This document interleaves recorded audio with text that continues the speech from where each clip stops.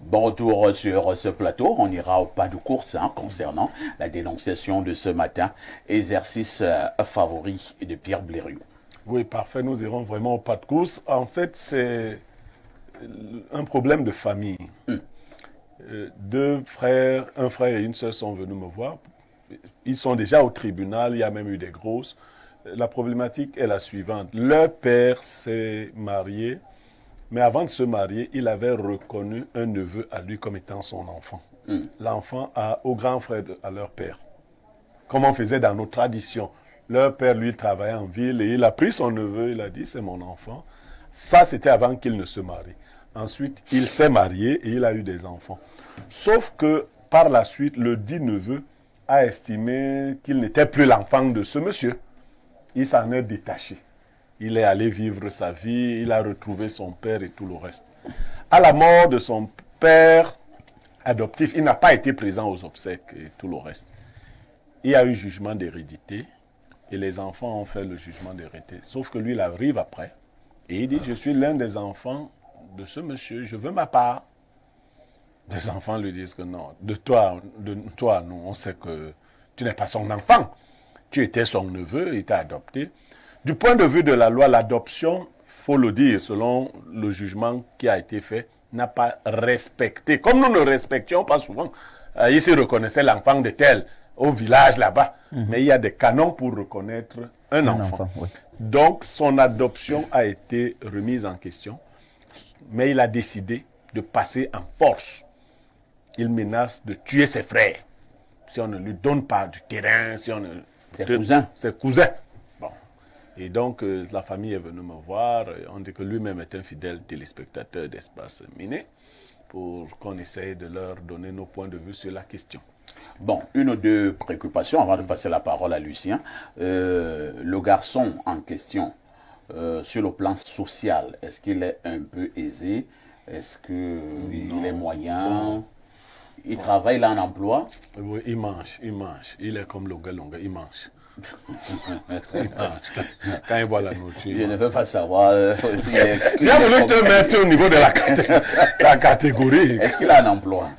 Bon, il mange. Si on dit que sa vie n'est pas aisée. Si on l'invite quelque part, il y a le renard et tout ça. Il mange. Et le tarot. Bon, M. Bidima, vous avez suivi cette dénonciation. Entre-temps, deuxième question. Ouais. Est-ce qu'il y a un acte de naissance qui a été établi et au niveau de la place du père, on met le nom? Oui. Donc, il y a un acte de naissance. Oui, l'acte de naissance, je vous ai précisé, a été établi, mais la justice a révoqué cet acte de naissance, disant que l'adoption, parce qu'en fait, vous n'adoptez pas par vous-même. Il faut peut-être préciser. Si l'enfant naît et que vous voulez l'adopter, vous ne partez pas vous-même devant un maire et vous dites « j'en suis le père et telle en est la mère ». Et autre chose, le nom de la maman qui était fixé sur l'acte de naissance comme mère est une femme qui n'a donc jamais eu de rapport avec le nom du père. Argument que les autres enfants avaient présenté au tribunal. C'est-à-dire que Aïssi adopte un enfant et dont la mère est Fifi. Vous comprenez? On se comprend. Voilà. Lucien Bidima, votre réaction? Alors, je veux prendre ça d'abord au niveau purement traditionnel. Ouais. Au niveau de la tradition, lorsque votre oncle vous élève, vous adopte, vous devenez son enfant. Si votre mère vous a accouché au village, votre oncle devient votre père. Votre père. Et à partir de là, ce que moi j'ai vécu chez nous, chez l'Inveleux, effectivement, à la mort du père, vous avez presque la même part du terrain. Puisque vous vivez là, vous avez grandi là, et vous ne pouvez aller nulle part ailleurs. On vous donne votre part. Et le plus souvent, vous allez constater que parfois, les oncles confient beaucoup plus certaines choses à leurs neveux. Parce que Sauf que là, il y a neveu et neveu. Hein. Je Non, veux t'apporter un détail. Oui. Je veux t'apporter un détail. Parce que là, vous parlez du neveu issu de l'enfant de votre sœur. Oui. Ok. On dit chez nous vulgairement en Ewondo. Mannequin. Mannequin. Moi, on a bien la dent. Attends. Donc, l'enfant que votre sœur Ah, a laissé voilà. avant peut-être d'aller en mariage. Je sais pas comment. C'est différent Maintenant, de la- c'est différent de la dénonciation. de l'enfant de votre Ça, c'est l'enfant du frère. Non, je revenais. Voilà. Bon, il arrive aussi que, par exemple, votre propre père disparaît. Oui. Et puis, son frère ou son cousin décide de vous élever. Et peut-être quand vous êtes intelligent, il décide de faire même de vous son héritier. On a parfois vu des cas Voilà. comme ça. Mais, à partir de ce moment-là, vous devez quand même raison garder, hein, même sur le plan traditionnel, le jour de la mort de ce monsieur, ce n'est pas à vous qu'on va mettre La peau de la panthère. peau de panthère. On va mettre à son propre fils. C'est ça la tradition, Betty, quelles que soient les relations que vous avez. Et pour prendre quelque chose là, il faut que vous ayez quand même l'assentiment de toute la famille. Vous ne devez pas forcer. Donc, revenu même sur son problème, parce que son problème est plus grave. Pourquoi? Parce que Il a même après, régné il a ce monsieur. régné Il a ce régné monsieur. ce monsieur. Or, on voit le plus souvent que vous êtes en phase avec votre oncle jusqu'au bout. Il a régné et il est parti retrouver Son vrai père. son vrai père. Et quand il revient là, c'est justement parce que il fait ce que Blériot a dit, il mange. C'est-à-dire, Il parce qu'il était aisé. allait prendre l'héritage. Voilà. C'est à la notion manche. Mais vous allez constater que dans ce problème, quand vous allez vraiment faire les enquêtes, ce monsieur est monté Ouais. par d'autres personnes au sein de la famille. Alors, il faut se demander, est-ce que ce monsieur, le père en question, était polygame? Est-ce qu'il avait d'autres enfants? Oui, le père, oui, Alors, vous avez tout compris. Le père Voilà, de la s'il est famille. polygame et il avait d'autres enfants, ce sont les autres enfants-là qui partent le chercher que tu veulent fais créer la vraiment zizanie. pour créer la zizanie au sein de la famille. Alors, mais je crois que à partir de là, il faut se référer sur le plan purement juridique. Déjà, l'acte que le père, l'oncle a fait est faux. Oui. Ça a été dénoncé. Il n'est pas légal. Il n'est pas légal. Et tout naturellement, il ne doit pas être héritier. Il ne peut pas l'être. Il faut prendre les bons avocats. Si les autres n'ont pas les avocats, ils peuvent venir voir Blériot ou je vais conseiller un avocat qui est très futé là-dessus. Mais sur le plan aussi traditionnel, il faut voir maintenant, est-ce que ces enfants, les enfants légitimes, au niveau du village, s'entendent avec tout le monde? Il faut creuser, est-ce qu'il n'y a pas véritablement un problème d'ordre C'est comme familial? si tu es dans le problème là. Parce que toi, tu es en train de l'habitué de tu es en ça train de dans le décrire village. le problème là. Hein. Je n'ai pas comment Il on a a l'habitué on a de dit ça que dans c'était le une village. dénonciation, il fallait aller vite. Tu es en train de creuser, c'est ça. Alors, il faut Il y a aller. une partie du village qui est contre ses enfants. Voilà. Il y a donc une partie du village qui serait contre ses enfants. Et à partir de là, il faudrait que l'héritier naturel reconnu fasse très attention.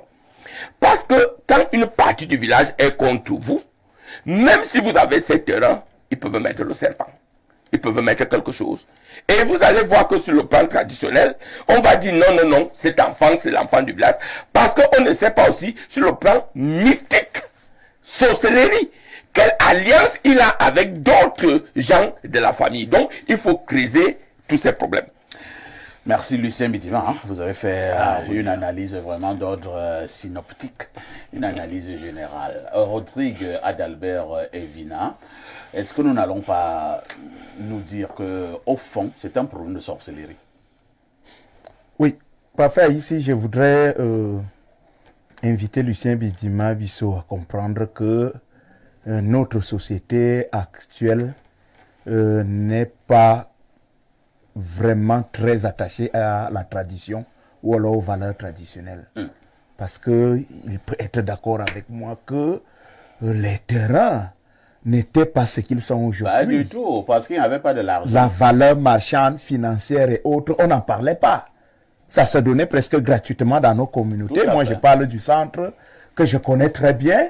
Un kidam pouvait venir, je ne sais, de n'importe quel endroit du monde, arriver là, On lui et donne puis on des lui quotas. donnait une parcelle comme ça, On dit, bon, prends ici, Voilà. à la rivière. jusqu'à tel niveau, installe-toi avec ta famille, et c'était tranquille. Donc, aujourd'hui, ces guerres et guéguerres, c'est justement la valeur ou alors l'importance que revêt aujourd'hui le terrain. Ça, c'est au premier niveau. Et je pense que ce problème-là, il faut le prendre vraiment avec force au plan du droit.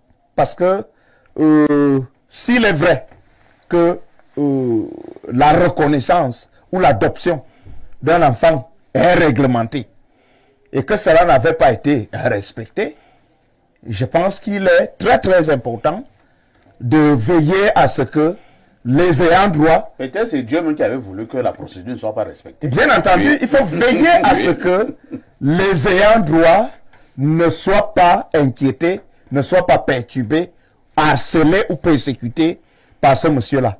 Et maintenant, s'agissant du caractère spirituel ou mystique, je voudrais vous dire, monsieur Parfait a ici, que la terre est fortement liée au mysticisme. Ça, c'est la base.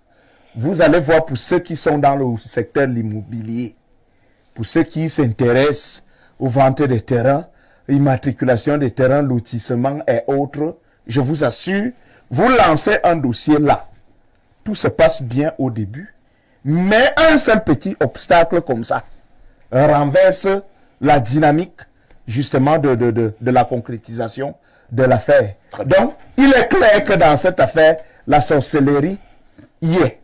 Ça, c'est clair, mais je pense que ceux qui sont des ayants droit doivent prendre très au sérieux tous ces aspects qui peuvent être mystiques, qui peuvent être spirituels, et maintenant, au plan du droit, ils doivent vraiment mettre les pieds solidement au sol pour écarter le facteur nuisible qu'est ce neveu. Et je vous assure que dans des familles, la plupart du temps, même lors des transactions au niveau de l'immobilier et tout, quand vous entendez que l'opposition arrive, l'opposition généralement vient de ce genre de personnes.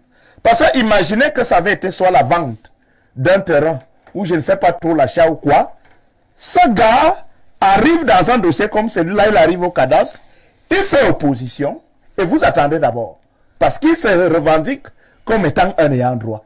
Donc, Merci. moi je pense que même dans nos familles, il faut faire attention avec cette question d'adoption des enfants ou de reconnaissance. Parce que ces enfants, même quand ils grandissent, on connaît qui est futur rebelle, on sait qui est futur délinquant, qui est futur prélat, qui est futur policier. Il faut le dire. Ça, c'est très Il y a important. aussi les gens qui Merci. sont Hein. bien. Alors, Pierre Blériot, est-ce que nous ne devons pas nous appesantir un peu plus sur un aspect qu'a évoqué tout à l'heure Lucien, et vous avez acquiescé, c'est-à-dire il y a une bonne partie du village, j'ai peur de dire une bonne partie corrompue du village, qui ne soutient pas les véritables ayants droit. C'est-à-dire, habituellement, le village connaît la vérité, Pierre Blériot. Bien, Habituellement, le village connaît le la chef vérité. traditionnel. Mais selon un certain nombre de paramètres, ou bien d'intérêts, ou d'enjeux, qui peuvent être des enjeux visibles et même invisibles, le village est contre les véritables ayants droit. Est-ce que l'occasion ne nous est pas donnée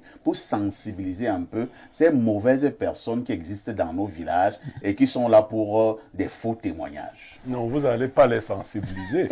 Dima vous a dit, si des gens appartiennent à des confréries, ils vont se soutenir en confrérie. Bien entendu. Quand votre cousin est sorcier et il va avec eux, ils vont se dresser contre vous. C'est eux qui viennent mettre...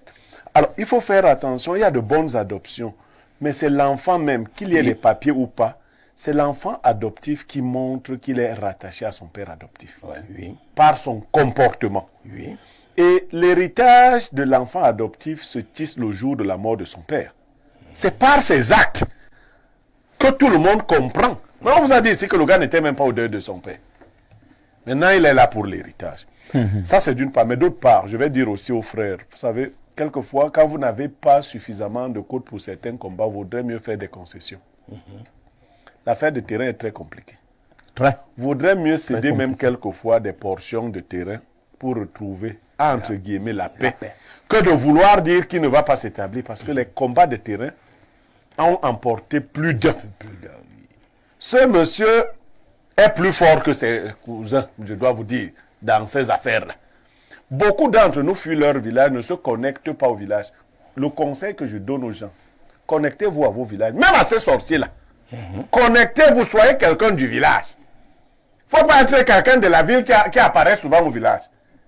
Moi, j'apprécie Haïti qui est au village tous les jours. Tu sais que même ton vin de palme, tes whisky que les gens boivent là, parle dans le ventre. Il faut être connecté au village. Beaucoup disent souvent que le village m'a tué. Oui! Si tu apparais comme une étoile, pim, un matin, tu viens, tu sors ta maison, tu mets la barrière, non. Le village va dire que Tu ne vas pas dormir là. le type, si on va le manger. Bon, moi, ceux qui me savent que moi, je suis même comme un des sorciers principaux du village. Moi, je suis de toutes les confréries de ma famille. Ah bon? Oui! Non, moi, je suis au village. Je suis dans tout ce qu'on fait. Quand tu commences à me combattre, je connais les rouages. Je sais quel oncle il faut aller voir pour lui dire que tu sais que mon grand-père était correct avec ton père, non? Tu vois ce qu'on me fait là? Tu dis quoi?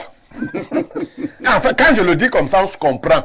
Bidima est un gars du village. Il faut savoir comment marcher au village. Bien entendu. Oh, il ne faut pas rester là, les combats se passent là-bas. Toi, tu es au tribunal à Ezeka. Non! Le tribunal, le vrai, c'est au village. Ce qui se passe à Ezeka, là, c'est pas grand-chose. Tu peux gagner à Ezeka, tu n'arrives pas à Boumiebel. Merci Pierre Blériot. Nous allons lire quelques messages ce matin. Bonjour à Ici et son panel. Le mot diable utilisé par l'évêque est juste une figure de style qui interpelle ce régime. C'est juste pour exprimer le caractère très grave de la gestion du pays par le RDPC. Nous ici, nous sommes d'avis. Avec lui, nous sommes victimes de la malgouvernance exacerbée qu'a mené Biya à la tête de ce pays. S'il revient encore, non, c'est pour mettre le Cameroun. Bon, c'est Crest Paulin, Ouyepe, qui envoie ce message. Lisons un autre message. Bonjour le panel. Mes vœux les meilleurs à Monseigneur de la modération. Qui dit que... Juste pour dire à M. Bidima qu'il faut parfois aller au-delà de certaines choses. Le père évêque, en parlant du diable, a juste voulu souligner qu'on n'a pas pire candidature que celle de Biya actuellement. Les évêques ne sont pas contre le RDPC, ils sont contre le manque de réalisme et de lucidité à vouloir soutenir une candidature d'un homme de 92 ans.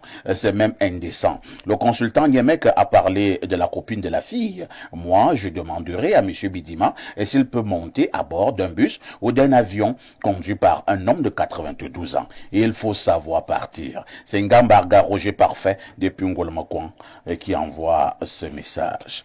Autre préoccupation ce matin.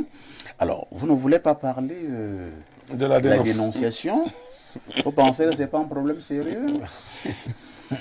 Bonjour Parfait et tout ton panel.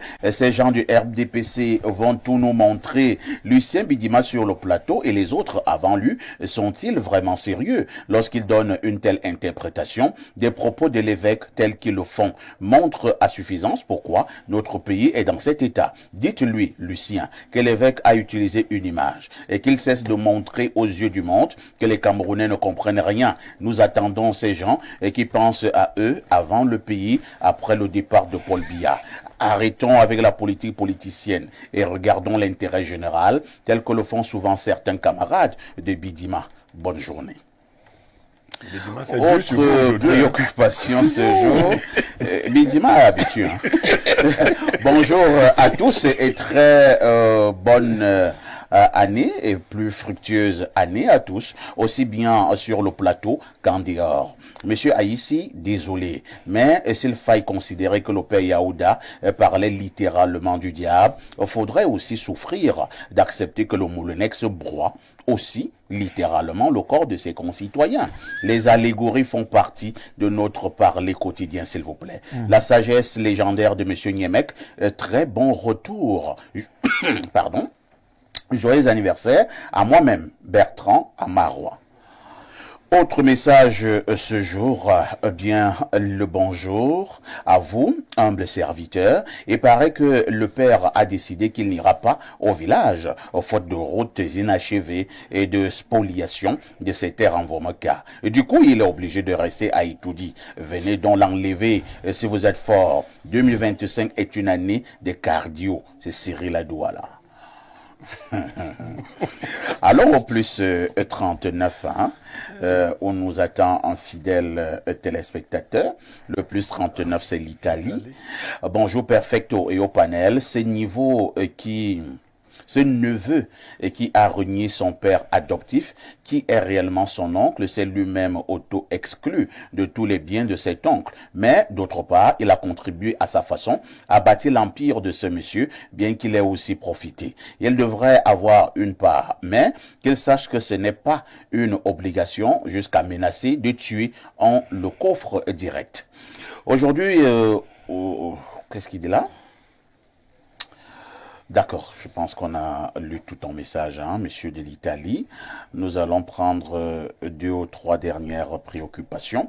Bonjour à tout le panel. Je pense que les évêques sont dans leur rôle et qui est de sensibiliser le peuple de Dieu que nous sommes. Le MINCOM aussi est dans son rôle. Je pense aussi que les propos de l'évêque ne sont pas déplacés. Nous sommes dans un pays où nous attendons le changement depuis plus de 40 ans. Alors, il peut arriver qu'on puisse dire du n'importe quoi sous l'effet de la colère. J'ai 40 ans et je ne connais qu'un seul président dans mon pays. Le Cameroun, pourtant, dans d'autres pays, je pourrais compter 3, 4, 5.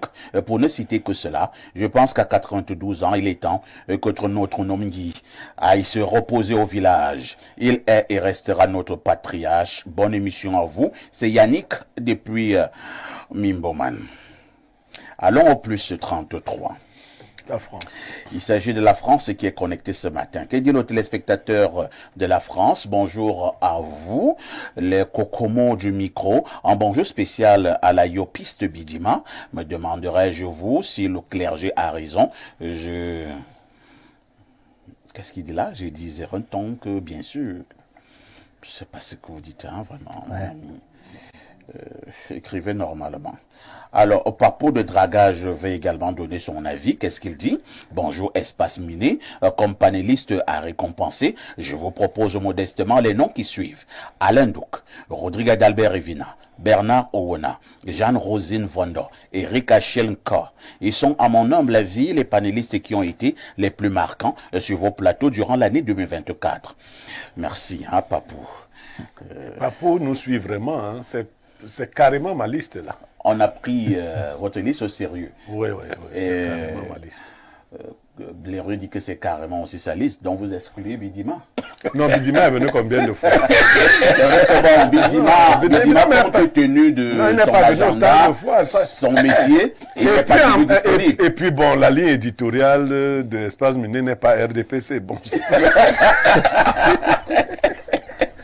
Bonjour à vous sur le plateau. Quel régal de suivre les chaînes camerounaises, surtout Info TV. Je vous annonce que le fan club Info TV de Bitam au Gabon a décidé de ne plus suivre votre chaîne les dimanches après que... Non, il n'y a pas un problème. C'est un message qui nous vient du Gabon, le 241. Il n'y a pas de problème. Voilà. Marquons d'ailleurs une touche pause.